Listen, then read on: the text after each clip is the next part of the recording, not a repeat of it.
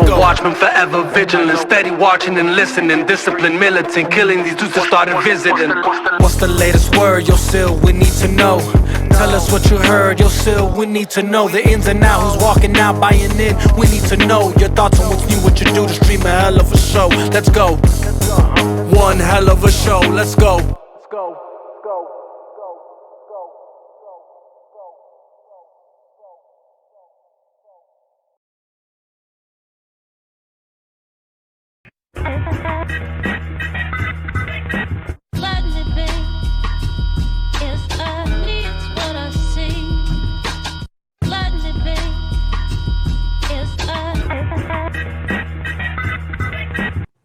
Welcome to another State of the Fandom video. I know at times people are used to my live streams with State of the Fandom. That will continue, but at times I have to get these special guests when I can get them. And this is a familiar one here. We got Julez on the panel. What's good? What's up, Sil? Happy to be back. I'm a little disappointed we're not getting the live commentary, but you know, we'll work with what we got. Well, speaking in future tense, they're live right now, Julez. They're talking right. They're like, "Oh crap, it's Julez! Can't wait! If people remember Julez from the Wednesday crew, that I totally axed that programming because I was busy, but I couldn't let the panelists go. Some of y'all seen. I did some Star Wars talk with Speedy not too long ago, so Speedy's still there. Shout out to Speedy. Yeah, they see Carlos all the time. He helps in different things and so we got Julez. We get to wrangle Julez back when we can get her. So glad you're here for a very appropriate conversation, Julez. You know, it all starts with DC. Seems fitting. With us and what State of the Fandom is. It remains about notable DC topics. Also, if there's any Zack Snyder stuff that we want to get into, or anytime Warner Brothers messes up, right? So sometimes it's all the same thing. A lot. Yeah, that's usually what happens. Part of the so with Warner Brothers and with notable DC, this is where this comes in. And let's see, I'm going to throw this up here. The Superman trailer. I want to pause as soon as it jumps up. Okay. And this came out, right, Julez? So towards the tail end of the Wednesday crew run, we were anticipating what was going to happen with the Superman film, coming out this summer, and just the vibes. And I think the last time I had you on the panel talking about DC, you weren't too impressed with the upcoming slate of DC. And let me pull that up as you kind of comment on that. With the starting with Superman, and let's see if I clicked on the right one. Nope, that's Marvel. But probably the same thing. Not the right one. Same thing. That's Marvel. Do I have the DC slate? Do I have to fire the graphics the blue guy? Team? I gotta fire the graphics guy, which is me. Here we go. DC upcoming live action projects, starting with Superman, Peacemaker this year, Supergirl next year, which people claim I'm shilling for. Which I'm looking forward to it. Lanterns, Clayface. No Sergeant Rock, that's scratched off. Batman is coming out 27. Nothing grabbed you in the next couple years with DC, just for the record? Nope. Not based on what I've seen. Honestly, like the only thing that would seem interesting would be Lanterns, but from what we saw, that looks like it reminds me of the Hulk show from the 80s, but like really bad. That's what I got. It looks very low budget. They haven't, I'm sure they're still working on the CGI, but we know it's going to be like a low budget show. They basically alluded to that in all their articles. So yeah, there's nothing here that's going to make me feel excited. Clayface, Clayface is probably one of my favorite Batman villains, but I can't get excited for this either. I just don't trust that they're going to do it right. And I feel like they're just throwing shit against the wall and trying to see what sticks. And this is part of the phase they're at with DC. I kind of talked about this on a previous State of the Fandom with VEGA. He does the music on the channel. And we were like, DC goes through these phases where they do some dope stuff. And then they you thinking like Christopher Nolan, or even before Nolan, Tim Burton Burton Batman. And they were doing cool stuff. And then they did the weird Schumacher stuff where they force him to do the Batman and Robin stuff. You know what I mean? So it's like it's these phases. Then they go get Christopher Nolan. So right now in the DC phase, to me, I say we're in the Batman Forever phase, where it could go either way at this point. Yeah, it could. That's totally where we're at. The campiness of it and everything. That's definitely where we're at. We've seen it in everything that we've seen as far as what Gunn has directed or produced. Like everything is very campy, very corny, very cheesy. You know, it's just like, oh, this is a cartoon in live action. pretty much is he wants to really invoke that too. Gunn is leaning into, I think, I call it the Gunnisms and things like that, right? So up to this point, go ahead. His previous Twitter posts have basically said this exact same thing. He doesn't really, I don't want to say the word respect, but he doesn't see it as a mature medium. He's downplayed the importance of comic books as a medium and these characters, you know, based on their mythology. In his mind, they belong they're for children, which is interesting, seeing as all the superhero movies that have been more mature usually tend to get the bigger box office results. But somehow we're always getting dragged back down into being like, no, this is for kids. We need to make this family friendly. And they just keep knocking us over the head with this crap, even though we continue to, you know, deny it and not want to see this crap. But it's being shoehorned. Yeah, I mean, and that's one thing we kind of narrowed down recently in my recent conversations about DC is that DC that has worked in our lifetime, because I can speak of just, you know, what we've been through. You know, we grew up knowing about Batman '89, the Christopher Nolan stuff worked, you know, Dark Knight, you know, everything's compared to Dark Knight now because of how great that was. And it's DC, that's the every movie now is as good as the Dark Knight. Exactly, right? And so it shows you that worked, right? That realism, grounded DC worked. That's why they wanted Nolan to do Superman. Right. And then he's like, oh, I got my boy Zack Snyder. Right. And handpicked. Man of Steel. Yeah. And so and Superman, Man of Steel, I should say, Zack Snyder's Man of Steel is the most successful Superman film ever. Right. Because it was grounded and, you know, it was that darker, for lack of a better word, nature that DC is. To go against that, what Gunn is doing, and me and you kind of talked about that first trailer. It was in December, I believe. They were really selling the whole crypto stuff, right? Like we're talking about this dark DC stuff, and then it's like, okay, let's flip it and let's go again, Batman Forever style. Did crypto? Did he ever score points with you? I mean, I know, you know, you're a dog lover, but. Yeah, I love dogs. I watched the Puppy Bowl before, you know.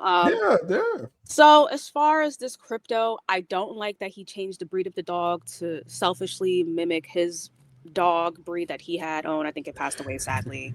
I can't take this dog seriously. It doesn't really have a lot of life behind the eyes. It's all CGI. Crypto is historically a white lab, and which seems a lot more imposing. And if it were to be a super dog, that would kind of be more of a breed that would be more of like a superpowered dog versus this dog. I know a lot of dog breeds, but I just can't remember what the name of this breed is. I'm not too familiar with it. It looks like some type of terrier. This is not the type of dog that I would look at the breed and think, oh yeah, that's a dog that would, like, you know, be superpowered and save humans. Right. It doesn't really fit the whole scheme of things. But again, it's just Gunn trying to personalize this video so that he can make his own narrative around it and try to pull those emotional heartstrings on people so they can, like, oh, this has a heartfelt story towards it. Let me go watch it.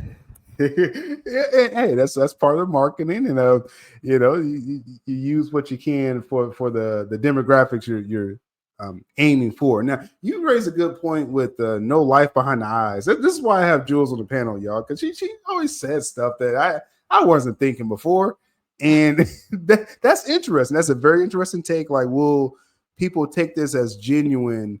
If they're truly dog lovers, right? Any dog lover will be able to, like, look at their dog or almost any animal, because they spend so much time with their dogs, and you can look at their eyes. You can almost feels like you can read their mind, and you kind of have that communication going back and forth. there's none of that here, and I haven't seen any of that in the trailer and little bits and pieces that we saw, which most of what we've seen from this movie is literally crypto, so it's not saying that we haven't seen a lot, to be fair. But yeah, there's not really much here. He's like looking at Superman. I can't tell what emotion is being emoted here, and that's a problem. Oh, okay, interesting. Okay, so that's something I'm gonna kind of keep an eye on going forward. And then as far as what Gunn using this breed of dog is, that whole self-insertion. Now, I will say, this is when people say, hey, how dare you try to defend what Gunn's doing? I will say, since Gunn is the writer, obviously producer and director of this film, it's going to be some self-insertion if you're writing something. And I think writers realize that out there. Like, I know it's a fun thing to dunk on James Gunn every chance some people but sometimes it gets a little over the top, which we have seen throughout the production of this film. But when we get to that, we'll touch on it. Well, I'm not going to argue with Julez about that. And so with another thing too, the kaiju, again, we're just catching up to now as far as with the marketing. The kaiju, with me being a big old kid at heart, I do like over the top monster shit like this, right? So I was fine with this, but for you personally, is this kind of over the top that the Gunn is kind of throwing everything? He really is. I'm unlike you. I don't care for big giant monsters. This isn't. We're not watching Zoids. This isn't Transformers or whatever other kind of cartoon. Sorry, there's a police entourage. I live near a hospital. I'm gonna go on mute real quick and then we'll continue. Okay, we're good. Yeah, we keep the realism here. Edit this part out. Oh, this is great. This is playing great. This is the police coming for James Gunn for this atrocity. But no, like I said, we keep the realism here. We'll stay in the fandom. If cops coming after us, we here. We here, right? So, just going back to this horrible monster. I mean, a lot of people have also compared this to Man of Steel and BVS. Well, I'll just call it the Snyderverse for now because it's 3 movies. I'm not going to point out every single one. But they've said that this looks very much like Doomsday, and it literally does, down to like the facial placements, like where the eyes and the nose are, the mouth. Doomsday is known for having horns. He was pretty massive. Like, you could have came up with all kinds of different monsters. You just happened to pick one that looks similar to Doomsday. Like the whole creative standpoint on this movie, it's been lacking. And honestly, I expected better from James Gunn. I thought that he actually had a chance to do something that could be successful and completely erase the DCEU, because I was a fan of some of his previous works. But seeing this, I can honestly say I was obviously wrong. I was worried for no reason. It was probably just my paranoia. And this doesn't look good. Like, this is corny. Someone actually said there wasn't any destruction going on. There's destruction throughout the entire video. He's literally burning down a whole building. It's like... Yeah. Come on. Yeah, like that shot, that literal shot that I have there, like that's definitely fire going to a building right there. He just looks goofy as hell. Like, look, what is happening? Like, look at his eyes in the what's that? A figure, a action figure? Yeah, they got a McFarlane figure. Oh, so that's like a legit action figure then. It's not. It's like a collectible, which this is basically how it looks like in the movie. So yeah, he looks this freaking goofy. Yeah, and hey, it may not land with everyone with that now, but with that, it's like Gunn. It does feel like the more we find out about this film, like it's him really just throwing as many things as possible, hoping he finds an audience, lands with some kind of audience, because that's what this film is. And I try to remind people of this, that I understand people want, obviously want the Snyderverse or for Zack to finish a story. At the very least, like in an Elseworld story, which I still feel that can happen. With what Gunn is doing, he's trying to create a new audience. That's what this film really is trying to do. And it just, who will you catch from like DC fans, from even Snyder fans or general audience? We're going to see. We're going to see, when this film comes out. When it's all said and done. And I guess one more thing, because we're going to check out this trailer. Me and Julez, we're going to watch this together. We're going to pick apart different things if stuff lands or not land. But with the promotion starting with this film as well, they got a Dairy Queen. is a food chain that is partnered with. I thought they would aim for McDonald's, but no Dairy Queen. So I'm like, that's not as massive as you want for this, but you have a Yeah. Superman Blizzard coming out Memorial Day week. So we'll right, see whatever. what happens. We'll see. I know people like Dairy Queen, but they're freaking gross. I had ice cream from them once and it was just horrible. I don't get it.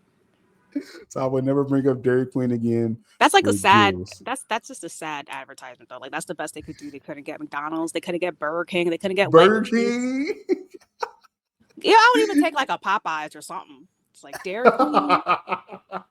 Shit.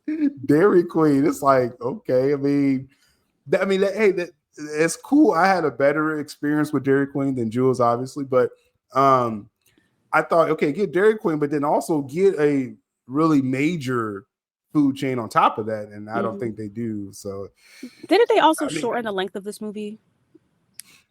So there's a few rumors about this film, and that one's not entirely true. People were saying there's an earlier cut that was longer, and then it was so massively terrible they cut out 30 minutes. That's actually not true. This film was meant to be under 2 hours the entire time. These animated live action films usually don't last that long. Like they just can't go over 2 hours. It just doesn't work. Yeah. There's different. Social media is really weird right now because people know it's a cool thing to hate on James Gunn right now. So people are just making up negative stories now just to kind of catch views. And but I thought that rumor about them shortening the film was an older one. I think we even covered it during the Wednesday crew. Not on my show. No, we didn't. we didn't. But there was a story out there that someone was saying, "Oh, this is the runtime of the film," and they actually wasn't true.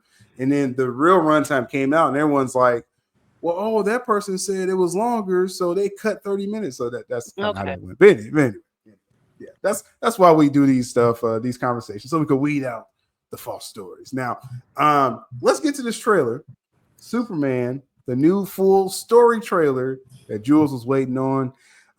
It's been weird marketing. The weird eye stuff happened a couple months ago, and they've got a new team, and this is the new trailer, right? So let's fire it up here. DC Studios, a new era is upon us. Are you being serious right now? Yeah. Are you a Clark and Lois fan? Of course I am. I love Lois and Clark. I love their relationship. I love everything that they're about. I think they're a power couple. It couldn't get any more perfect. Okay, so during the Smallville days, I'm assuming you watched Smallville. I did, yeah. Okay, great. I was about to say our friendship almost ended right there. Yeah. And still upset over that ending. Were you big with the whole Lana thing? Because you had the Klana, then the Clois. I did, thing. Yeah. So which was interesting because I think Kristen Croak, I think that's how you say her name. She had great chemistry with Tom Welling, and when it was time to move on from that era and bring in Lois, it was hard from a fan perspective to kind of move on because we were so entrenched into that whole relationship and we wanted them to last forever. But sticking to the comics, we need to move on to Lois Lane. But Erica Durance came out. She's still the best Lois till this day, in my opinion. She fit that character to a T. She was able to have the full compass of her personality, every emotion that she should have. She was perfect. She definitely depicted it to a T, and they won me over, and that was the end of that. I have yet to see that in any other Superman iteration since then, and that includes the Snyderverse. Okay, interesting. Well, yeah, I will say that's one thing. There's different criticism people, have of Snyderverse and stuff like that. We didn't get enough Clark and Lois. You know what I mean? And now, of course, that was being set up, to have more of that. It just, we understand Zack didn't finish his story. So I'm going to give that the benefit of the doubt that we probably going to get more. Yeah, with that. But so with this Clark and Lois situation, this is a huge thing because, like I said, you have a lot of fans that, they really are big on this relationship. So this first part here, I thought was real. First thing that stood out to me, Corn Sweat's mannerisms. He's coming off really goofy, really early for me. What are you getting? What vibes are you getting from Corn? Because again, he's Superman. This is Clark, Superman, Kal-El. He just feels like a big nerd right now. Yeah, I mean, they're definitely going the Donnerverse, which even I don't even think Richard Donner wanted that. I know Christopher Reeve definitely didn't want to be the whole big old galoot kind of Right. nonsense, which is Bumbling not. idiot. Yeah, the bumbling idiot. The whole point of Clark Kent's disguise was to not draw attention to himself. That way people don't realize that he looks very similarly to Superman without the glasses on. But when you're a big klutz, the one thing that everyone is going to do, oh yeah, everyone knows that guy. He's just like a weirdo klutz. Like who even acts like that, right? Like it's just weird. So they're actually having the opposite effect. But because so many people are so stuck on the Donnerverse and that iteration of Superman, they think that that's the real Clark Kent, and that's a major problem. We all try to move away from that, but they keep pulling us back in. As we know everything about this movie, they're really trying to hit the nostalgia chords, and James Gunn is part of that generation that grew up with Superman, the movie with Christopher Reeves. And that's exactly what we're seeing here. Even in like the beginning when she asks him, oh, you really want to do this? He's like, oh, sure. Like with a really high pitched tone. And then all of a sudden, the framework here is not a coincidence. They purposely had him change up his mannerisms, step forward, and all of a sudden he sounds more confident. His voice drops a little bit. And now all of a sudden he's become Superman, right? Like this is basically what they're doing here. That's a Christopher Reeve thing, and that's interesting too, because being fans of this character over the years, like you said, Christopher Reeve is well documented. He didn't think it was a good idea to be the bumbling idiot, but he goes with what the writers and directors are doing, understandably.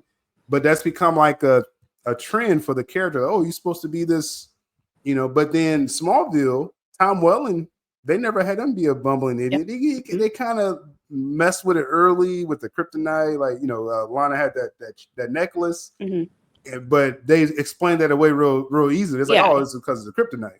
He's not trying to be a goofball, right? And then famously, Henry Cavill, he was like, I'm just going to be kind of this quiet dude, like unassuming. Which that's exactly what a mild-mannered reporter means. You're mild-mannered. You're just unassuming. You stick to yourself. You're doing your own thing. He's just that guy in the office that you see, but you probably never interacted with and never heard much from him because he usually just stays to himself. He's about his work. Exactly.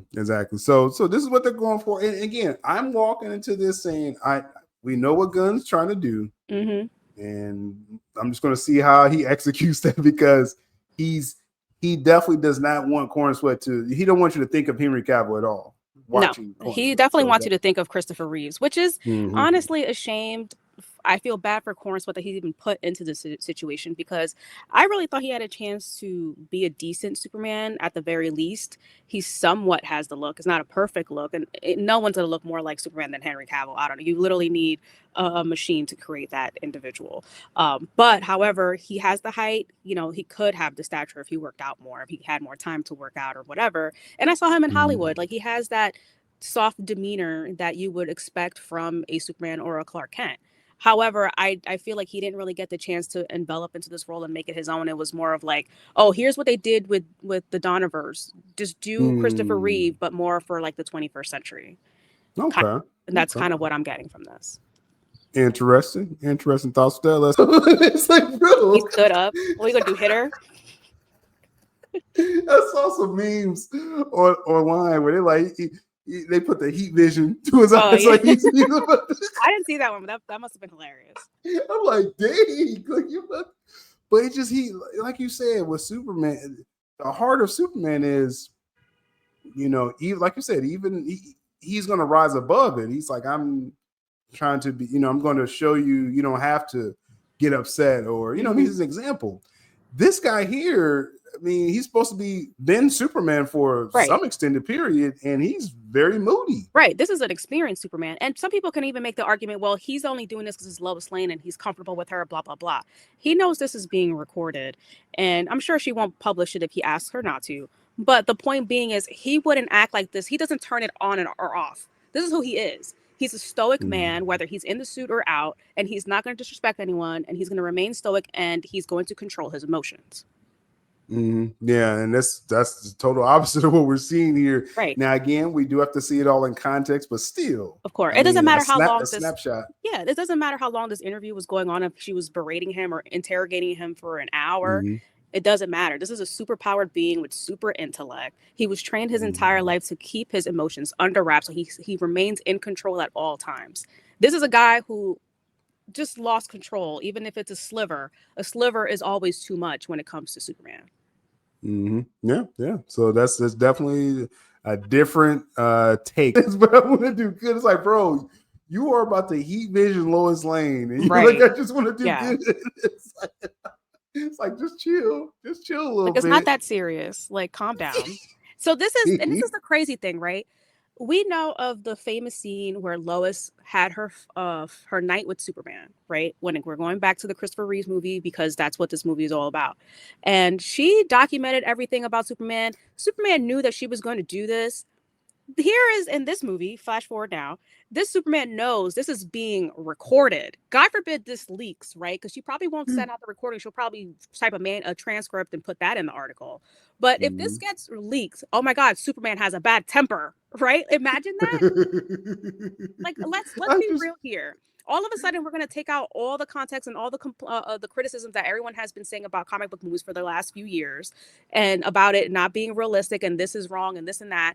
But so for this particular scene, because it's James Gunn making it, we're just going to throw that out the water because James Gunn is not a serious director. No, we're going to give this same kind of energy. I just want to do good. Right. That's what he... People were going to die still.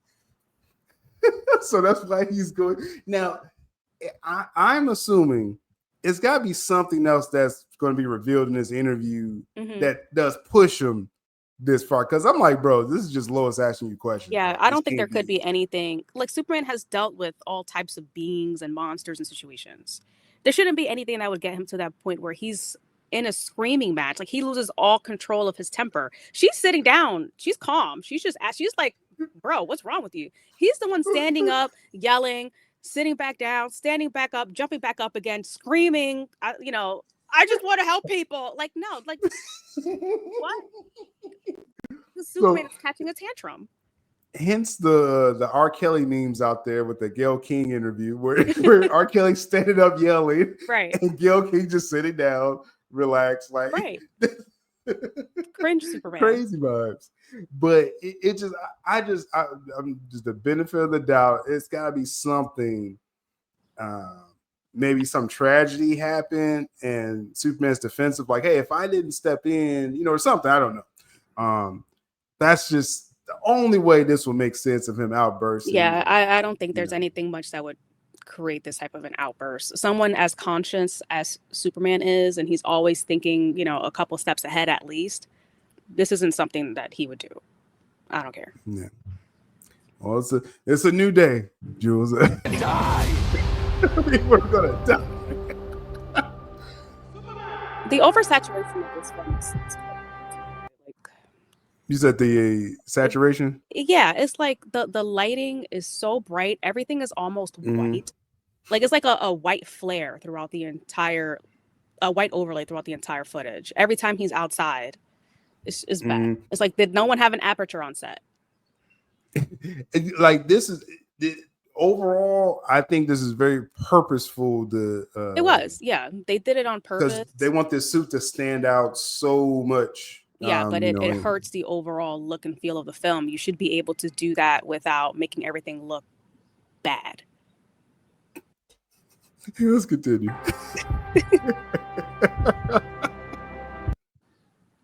And that's what I mean. Like, again, Gunn is using this retrofuturism. You don't see all the clothes that well, but you can kind of tell some weird 60s vibes. But right about that. But it's just my theory with why the coloring looks like this, again, is to accentuate the suit. And then also, too, we're just not used to this color coding, like, just on the big screen. No one's done it because it doesn't work. Well, we're gonna find out afterwards, right? Because, like, in context, I just show you a picture of this. You're like, whoa, what in the world? I'm not, because we're not used to our eyes even seeing. Right, but I'm not going by a photo. I'm going by the footage that we've seen, and it's not that far away from what it looked like. Remember, we were making fun of his, like, TikTok shots, those weird videos that they had because they had, like, no marketing team early on. Like it was pretty similar color coding on those little videos where everything was just so overly, I don't even use the word overly saturated because the colors weren't popping. It was more of everything was just overly white. Like everything had the sunlight was beaming too hard on everything. Like what's going on with the sun here in this world? It's like weird. Yeah, that very, very first, because I know you're talking about the little teaser before the teaser trailer. That very, very first look, people was like, this looks god awful. Like just the lighting and it looks like it's straight up on someone's phone. Right. Now the actual footage of this trailer does look better than that first. Oh, it's an improvement, but you still see part of that, what they were trying to do. Like you see it here. Right. Gotcha. Hey, buddy. Eyes up here. What you think of these quips of Superman? I found it actually entertaining from my own personal perspective, not from a Superman standpoint. I think this is completely off from Superman. You have people trying to evacuate the burning building literally right behind him. Probably people are dead. They have to be. And he's over here, being a little sarcastic to whoever he's fighting. He's not Spider-Man. Superman would be so freaking pissed that there were people that died on his watch, that someone came in to destroy his city, and you have him doing these sarcastic remarks to whoever he's fighting. What are we doing, people? So you got the, I'm assuming it's the kaiju, because that first picture I showed, the kaiju blowing the fire. Right. I think that's what, could be, or it could be that robotic being where he threw the laser to the building. Who knows? We saw a lot of burning buildings throughout these trailers. So a lot of destruction. So dozens of people died, and Superman's like, hey, buddy. Yeah. Eyes up here. Follow me. Yeah. Now, I will say, in defense of that, some people say this harkens back to Christopher Reeve, where he kind of did, little weird jokes. I don't remember Christopher Reeve. I don't remember that many jokes. No. Joking in the middle of like he'll probably be like, oh, here, son, let me put you down here, and then stuff like that. That's just how he spoke. That was his mannerisms. This is an actual quip. Like he's in battle, sarcastic. In battle, in the heat of battle, people are dying. And he's like, hey, hey, eyes up here. It's like, no, bro, like just go punch the dude or something like that. And we're gonna judge this in the current era of comic book movies. Everyone else gets a lot of flack for letting people die. We're not gonna let this Superman get off the hook just because it's made by James Gunn. Yeah, hey, that's Jules is gonna stand by that. All right, let's go further. My cool action CGI stuff. So I'm just saying, kudos to that. I think I'm gonna like this character, the engineer. She could use her body, changes it into nanites, and I think Gunn is kind of changing the character a little bit for live action. But anyway, it looked cool, so I'll give it that. We got your boy Crypto, the lifeless dog. That looks like CGI. They couldn't just find a trained dog for these little scenes like this. They had to go full CGI. So they have a standing dog, and then it's coupled with CGI. But again, I think CGI is mostly in the face and stuff that they're doing. All the stuff the whole time I've been hearing with the marketing that Crypto is supposedly testing well, because they want this 4-quadrant film, right? You want males, females, kids, adults, right? And that's what Gunn is trying to go for. What worked with Guardians, using with Superman. You pretty much seen all of Crypto's scenes. If you watched all the trailers up to this point, except like one scene, they're pushing Crypto. We've basically only seen Crypto. So you would think this is Crypto's movie.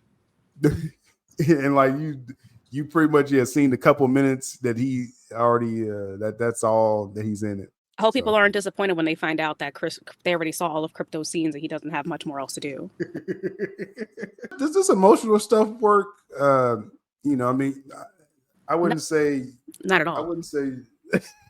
It takes a lot for me to become emotional over anything. That's what I want to say. You're not like the average, like,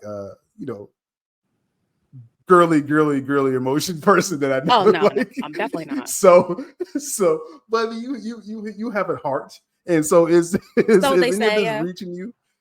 I didn't say what color that heart is. No, I'm playing.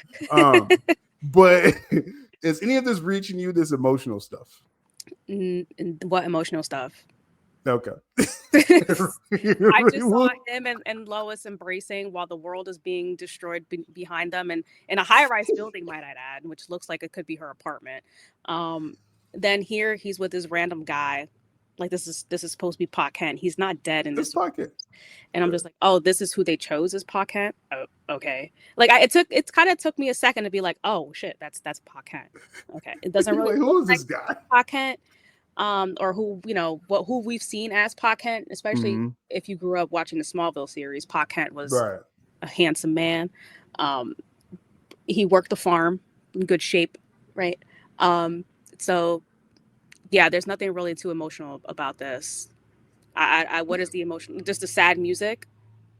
That's not. Well, he's saying motivational words like your actions define you, and I don't think he said enough to. And it almost you hear the music more than you hear him. So it kind of gets behind the sound. Yeah, that's a good. That's Julez' take. Let's continue. The Justice Gang, right? I think that's really their name. That's kind of wild. I roll. For the Justice Gang, but the Lex part, I want to, because with the Justice Gang, I don't think they're going to be in the film as much as even they're going to be more in crypto. But anyway, the Lex motivation. This is Lex motivation all the time. Like, hey, he's an alien, right? So, has any character grabbed you up to this point in this trailer? In the beginning, I thought Nicholas Hoult had a really good chance to really portray a great Lex. Eisenberg's, I'm not afraid to say it, Eisenberg's Lex was horrible in BVS. Oh, Eisenberg, yeah. I was thinking Rosenbaum. I was like, no, Rosenbaum was great. Rosenbaum was the only correct iteration of Lex that we've had thus far. And I'm going far back to the Reeves-verse too, because those movies, he was campy as hell, and that wasn't really Lex. Yeah, the Gene Hackman. Rest in peace, Gene Hackman. Right. Yeah. Rosenbaum did an amazing job. And I thought that Nicholas Hoult would have done something similar in that vein. However, after seeing his scenes, a little that we have seen, there are times even when his dialogue comes off a little bit campy, even when he's not on screen. And that's the overall tone of this film. I think that's just a James Gunn directorial thing. So to answer your question, I thought Hoult would have, but now I'm not so sure about that either. I think he's going to. I think Nicholas Hoult can rise above if let's just assume if he's allowed. Yeah, let's assume everything is crap around him. I think Hoult will at least be like, hey, like I'm just gonna kind of I could be in my own movie here, like Christian Bale does this in every film he's in. Christian Bale could be in crappy film, the Thor, Love and Thunder. And Belle's like, you know what? When I'm on the camera, I don't care what else you saw.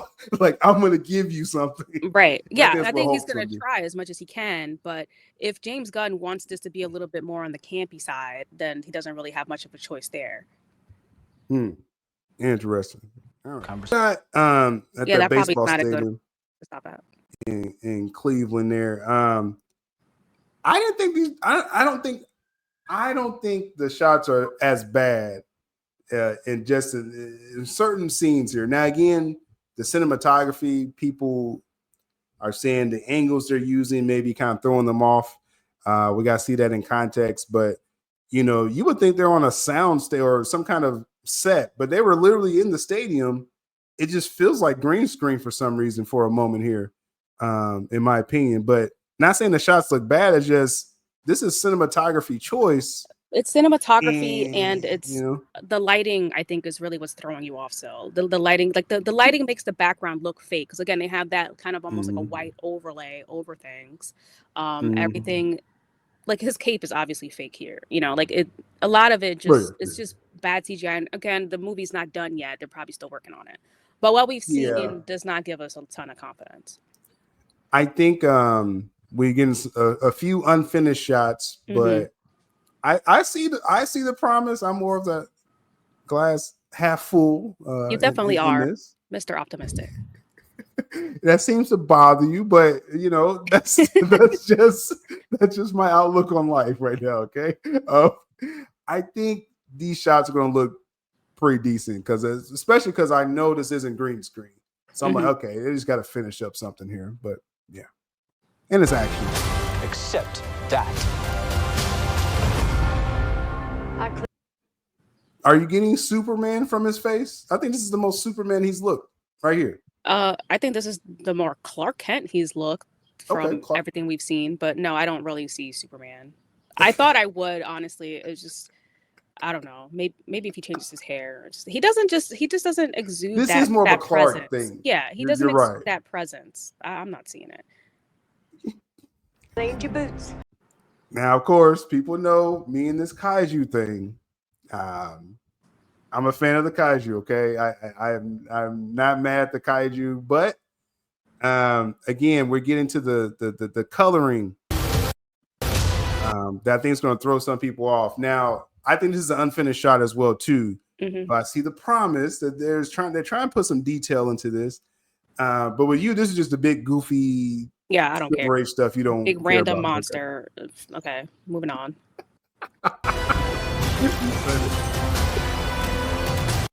What about? So we just saw a ton of goofy shots in the span of what was that, 2-3 seconds. What's happening even here? So who's he yelling at now? Well, this looks more like Joy. This looks like him and Jimmy are being goofy about something. And okay, I see. It's just very goofy though. Like, and I'm like, at this point, no, that's when he hit him with the newspaper. He's acting like it hurt. But with the trailer starting with the whole argument with Clark and Lois, I'm like, okay, this is kind of a more serious. Then I'm like, wait a minute, this is James Gunn, and then you get the Gunnisms, where you get this goofy part, and then which is crazy. Then you get the selfie. Anybody, if this happened in real life, people would be running out of their apartments if you saw other buildings literally coming down. You can see the reflection of another building on the building behind them that is on fire. There's smoke behind you. It's like, oh yeah. So it's like a lot of destruction. And this is James Gunn. He can't help himself. He's gonna have these Gunn-isms. Everything is a cartoon to him. He doesn't take anything serious. My challenge for myself going into this film, like, okay, some of the action stuff, again, I've liked what I saw with some of the action stuff. We're getting a different Clark Superman. So I'm like, okay, let's see it in context. But then I knew after that, that sneak peek not too long ago where Crypto is like being a menace. And I'm like, bro, like, Gunn, you got to tune this down, because that's what can take me out of this film is Gunn moments, these Gunnisms, as I call it, where no reason, right? For my dog sees me lying in pain in the snow, and instead his first thought is to jump on me, and he wants to play continuously. Yeah. You know what I mean? Even while you scream in agony. So with this is Lex's girlfriend here, and that's Lex's girlfriend. Okay. Yeah, so there's this whole social media campaign because that makes it even more corny. Oh my god. People talked about this campaign that they're trying to do, this fake campaign against Superman online. And that's again Gunn self-inserting himself, because Gunn was a victim of, people, got caught his old tweets, right?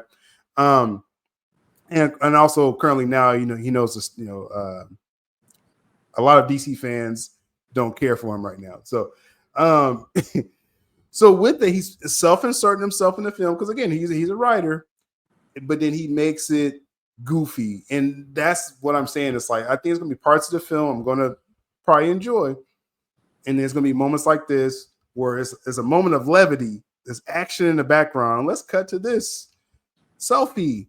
So I'm expecting an uneven experience. That's what I'm trying to say, right, with this film. So. It's almost like in the complaints against the Marvel movies, where they could never have 5 minutes of anything serious going on without someone cracking a joke. This is basically what we're getting. And that's that formula, that Marvel formula. And Gunn was there, pretty early in the beginning on how they kind of banged out these films where, and I think it went overboard with the Age of Ultron, that Avengers film. Which is around the time when he came in with Guardians of the Galaxy. Exactly. And so he got a chance to kind of soak that in. And then Gunn has his own weird twist on stuff. And that's what you're getting here, folks. That's when people say, oh, it's just a Marvel version of DC. I'm like, well, it's a Gunn style, but stuff like this, like, yeah, it's the Marvel style. Yeah. This is Marvel DC. That's what we're getting. I can't defend this, okay? So yeah, that's that. Tough month forward, and I do think, I mean, first off, overall, and again, this is according to what I'm hearing, as far as for normies, general audience people, the trailer pretty much landed with them, just like the teaser trailer. So there's going to be a chance to have a little momentum with this. Now, they can't mess it up with more bad marketing, like they have the cross-eyed stuff and Right. things like that. You can't mess that up. You got to know what worked, what didn't work.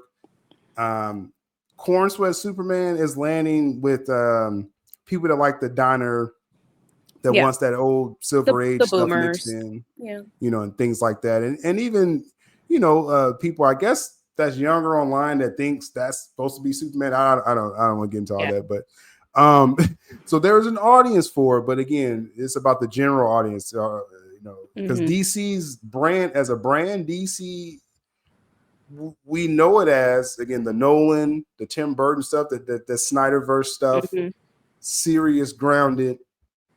This is not the DC that a lot of people know. And even going beyond DC, like the comment that I made earlier, the more mature comic book movies seem to have gotten much better box office results. And that goes also for the MCU as well. Like Infinity War did amazingly because it was more grounded in its approach and more mature. Civil War, same thing. Black Panther was not goofy at all. You have plenty of movies that made a lot of money that were not campy and overly ridiculous and over the top, that made a ton of money because people actually they can sit down and watch it, and you can watch it over and over again because it's not corny and gets outdated really fast. And Gunn says, yeah, I see that, but I'm gonna give you a kaiju. It's so funny. The MCU is literally deciding, like, okay, we need to switch gears. People are tired of the campy baby stuff. Let's become. They saw the stats. And they're like, all right, more mature content. That's what you guys want. All right, let's kind of pivot a little bit and become more mature. Right? You're still gonna have your quips here and there. That's what the MCU is. But it depends on the character. Obviously, Deadpool is going to be a boatload of them throughout the movie. Right. But they're starting to find that balance. Meanwhile, over here, you have DC who's still stuck in the past, that they're just like, no, let's do a work with the MCU in the early days and replicate that, but with our characters. Meanwhile, that ship has long sailed. And I think that's a major issue here. And so that's why it's like whatever they get from this film, that's the audience they're kind of aiming for, and we'll see if it's successful or not. I mean, we all know at this point that Warner Brothers doesn't really care about data and analytics, as we've seen with their back and forth on HBO Max and all these other decisions that they've made within the last couple of years. So we'll see how this does. Yeah, it just comes down to the performance overall. Now, the last thing I want to touch on with this story trailer, they got a lot of people talking, is Gunn using some similar story elements from BVS, right? And how can we forget?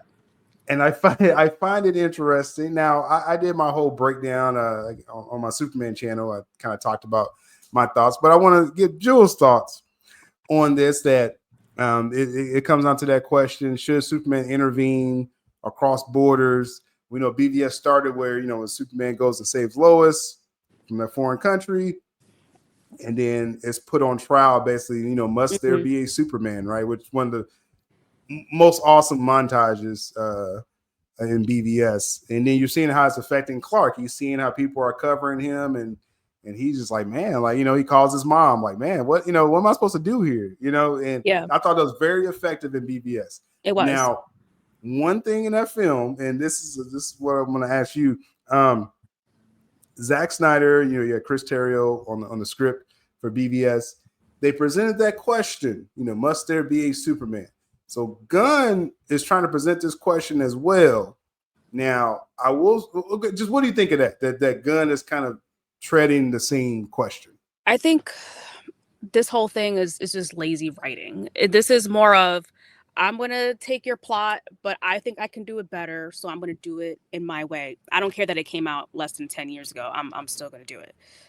There's way too many similarities, and I've had interactions on Twitter about this, saying, well, this is a common storyline within Superman comics. There are Superman comics that you can go back to for 100 years.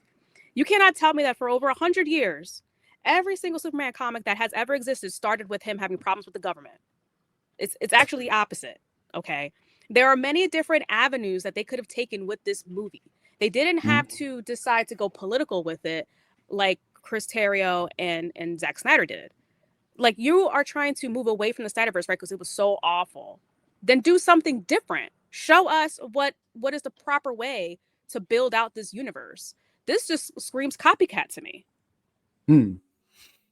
It's interesting that this is like you said, this is the storyline that Gunn lands on. When again, the whole point of the reboot is to differentiate yourself. And again, I'm understanding the business behind, hey, you want to do something new. Again, I don't agree that you want to get rid of Cavill. Right. I think you pencil in $1 billion if you have a Cavill Superman film coming out right now. But I digress on that. They don't care about data and analytics. Right. You chose a reboot.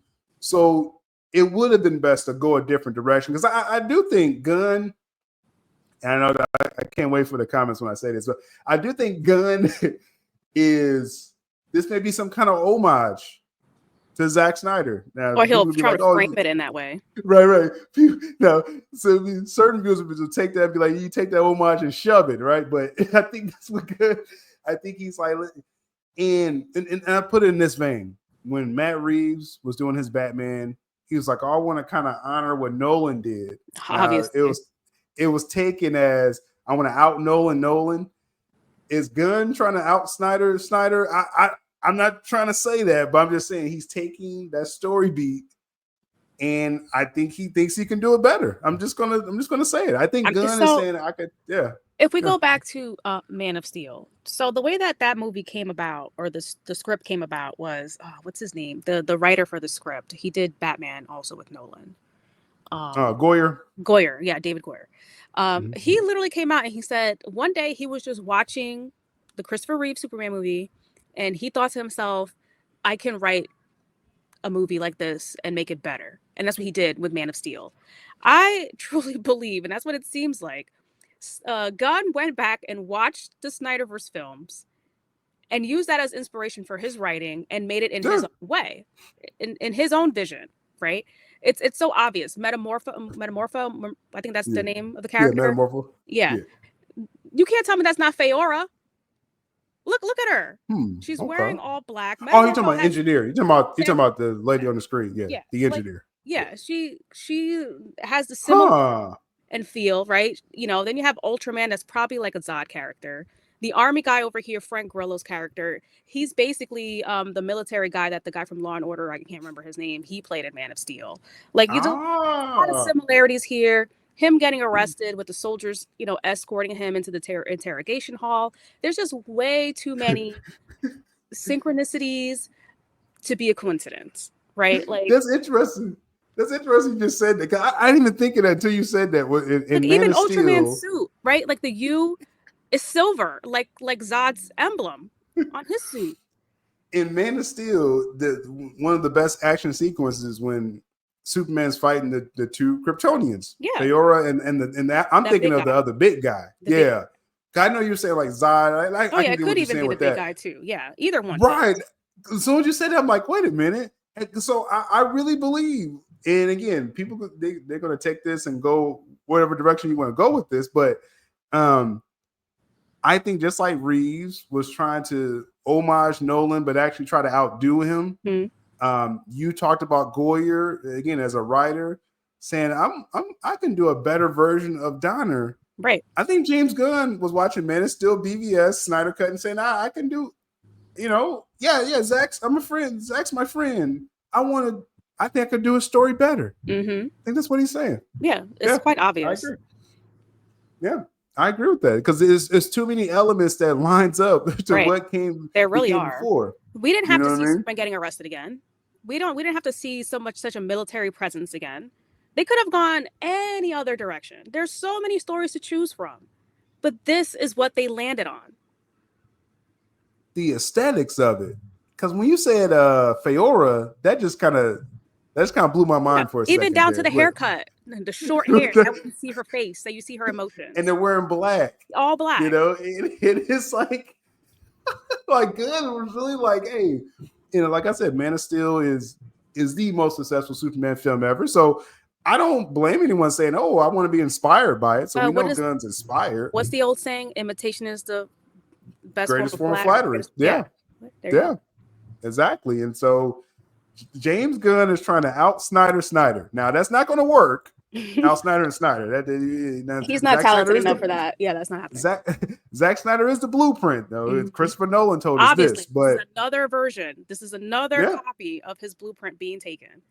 Yeah. So it's like, and again, I'm just going to say, I'm not going to speak for Julez when I say this, but what I'm saying is, I don't mind the imitation part of it, like trying to homage Zack Snyder. That's great, but you're trying to take story elements that Zack did before, and you're this is just what it appears, that you're trying to say that you can do the story better. And hey, knock yourself out. We're gonna see the execution in a couple months here.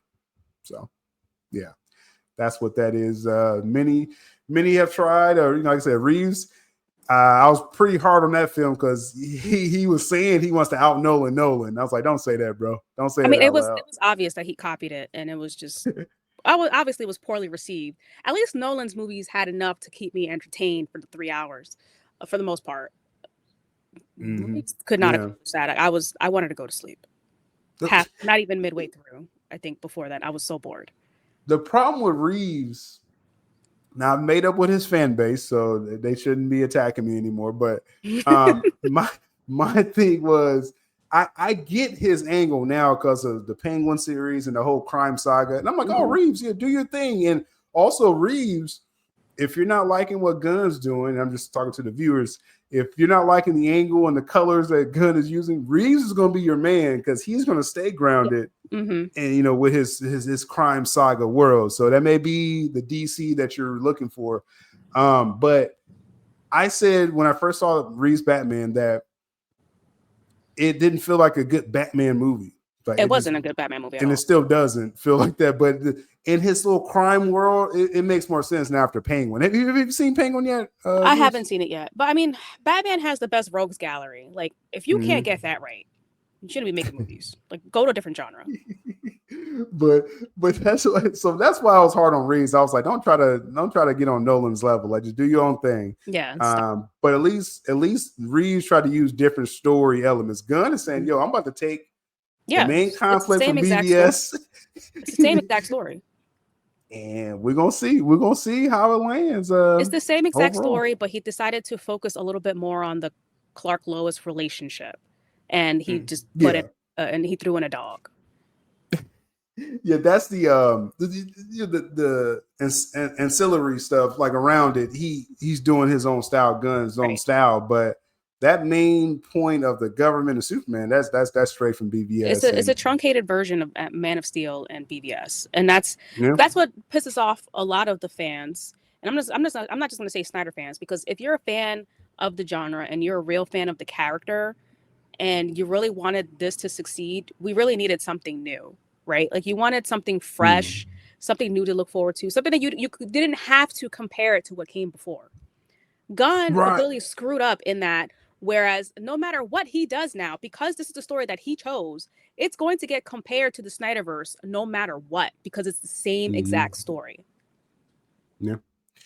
Yeah, he definitely that story beat, which seems like the major part of this trailer, the story trailer. They're telling you this is what the film's about, and you only can compare this to Man of Steel and BVS.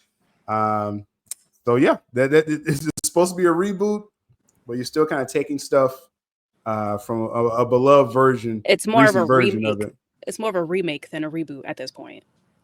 Yeah, so we shall see. We shall see how that lands when the film comes out. But hey, we haven't even touched on the Justice Gang and how the big discourse online was that he gave them his initials. The Justice Gang doesn't even sound like a real thing. Hilarious. That sounds so juvenile. We didn't touch on initials. It sounds very juvenile. Like, we got to be honest. That's like when you're in the backyard playing with your friends and you guys want to be like, oh, we're badasses, let's start a gang, we're gonna call it the Justice Gang, right? Justice Gang. Yeah. And then the Justice Gang right here recruiting Peacemaker. And so the same criticisms that they had for the Snyderverse, it applies to this movie as well. It's full of characters, has way more characters than BVS did. BVS only showed just Batman and Wonder Woman, and people thought that was too much. Now over here, that one, there's like 4 different characters on. You have Mr. Terrific, you have the Green Lantern no one likes, you have Hawk Girl, and who else? Who's his brother playing here? Maxwell Lord, apparently a goofy version of that character, but of course it's his brother. And then is John Cena. John Cena is not in this movie, but I'm assuming. No, this is the Peacemaker trailer. They're all connected in that show, so Gunn showing them. It's part of the universe. Too. Yeah. So apparently it was too much to shoehorn into a sequel to Man of Steel, but the very first movie in this brand new universe is a problem. So this goes on the angle of the hypocrisy, the obvious hypocrisy in the DC Twitter world or whatever, where it was such a problem. BVS, Batman, Wonder Woman, you're shoving everyone in this film. This is too much. But when you watch BVS, everything fit the plot pretty well. I mean, if you want to say they shoehorned in Wonder Woman, okay, but then she had like one of the greatest entrances ever in CVM history, when she jumped in the Doomsday fight, right? So great. If that was a problem for people, then it should be the same energy, like you're saying, for James with this Justice Gang that you're kind of shoving into this film. Where this story, I'm just assuming you didn't need it. Just from the story trailer that I'm watching, you didn't really need a Green Lantern in this film, so that feels kind of shoehorned for sure. You didn't need any of these characters, but they wanted to bring them in for whatever reason. So just according to what I heard with the film, like Mr. Terrific's probably the only one that's kind of like, the plot could have used another hero. With that, there'll be more conversations to come as far as with this Superman and some similarities it feels that Gunn is doing as well. So I appreciate Julez jumping on that. We'll have to have her back, and happy to be back. Those that were clamoring for her in the comments. I appreciate it. We will try to do this again real soon. Appreciate it. We're getting on out of here.